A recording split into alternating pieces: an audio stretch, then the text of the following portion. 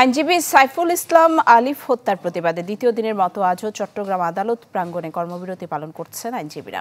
সকাল থেকে অবস্থান নিয়েছেন তারা। আদালতের বেশ কিছু কার্যক্রম বন্ধ রাখা হয়েছে। দাবি জানান ঘটনার সাথে জড়িতদের আইনের আওতায় আনতে হবে। সেই সাথে ইসকন নিষিদ্ধের দাবি জানানো হয়। এদিকে আইনশৃঙ্খলা বাহিনীর সাথে চিন্ময় দাস অনুসারীদের সংঘর্ষের ঘটনায় ৩টি মামলা হয়েছে। ৭৭ জনের নাম উল্লেখ করে আসামি করা হয়েছে অন্তত ১৩০০ জনকে। গতরাতে কোতোয়ালি থানায় মামলা দায়ের করে পুলিশ। এতে পুলিশের ওপর হামলা, সরকারি সম্পদ নষ্ট সহ বিভিন্ন অভিযোগ আনা হয়।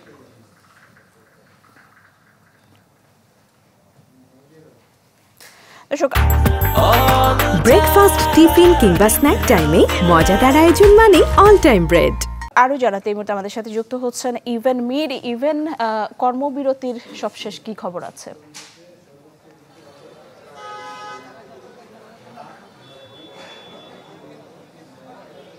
নিশি, সকাল থেকে কর্মবিরতি শুরু হয়েছে, যেটি আজকে দ্বিতীয় দিনের মতো চলছে এবং আইনজীবীদের এখানে একটি সমাবেশ অনুষ্ঠিত হবে সকাল 11টায়, যেটি সময় দেওয়া হয়েছে। সে তার প্রস্তুতি নিচ্ছেন এখন এই মুহূর্তে আইনজীবীরা।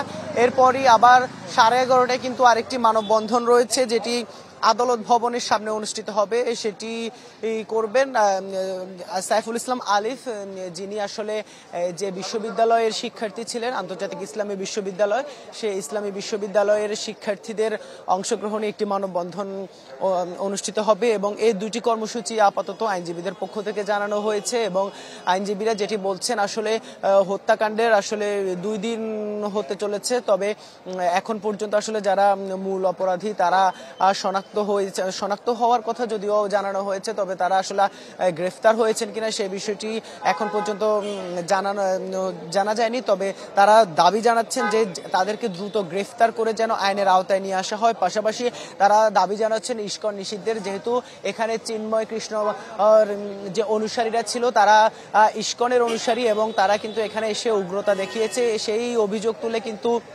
এখানে আইনজীবীরা বলছেন এই যে এই ধরনের উগ্রতা, যেটি চট্টগ্রাম আদালত ভবন আর কখনো প্রত্যক্ষ করেনি এবং এই কারণে কিন্তু এই সংগঠনকে নিষিদ্ধের পাশাপাশি হত্যাকারীদের দ্রুত গ্রেফতারের দাবি জানাচ্ছেন। আরেকটি বিষয় হচ্ছে, হত্যা মামলা সেটি কিন্তু এখনো দায়ের হয়নি, সেটি পরিবারের পক্ষ থেকে করা হবে, যার কারণে সেই মামলাটি এখনো প্রক্রিয়াধীন রয়েছে। বাকি 3টি মামলা যেগুলো, সেই মামলার যে আসামি তাদেরকে আটকের কাজ করছে পুলিশ এবং আইনশৃঙ্খলা বাহিনী।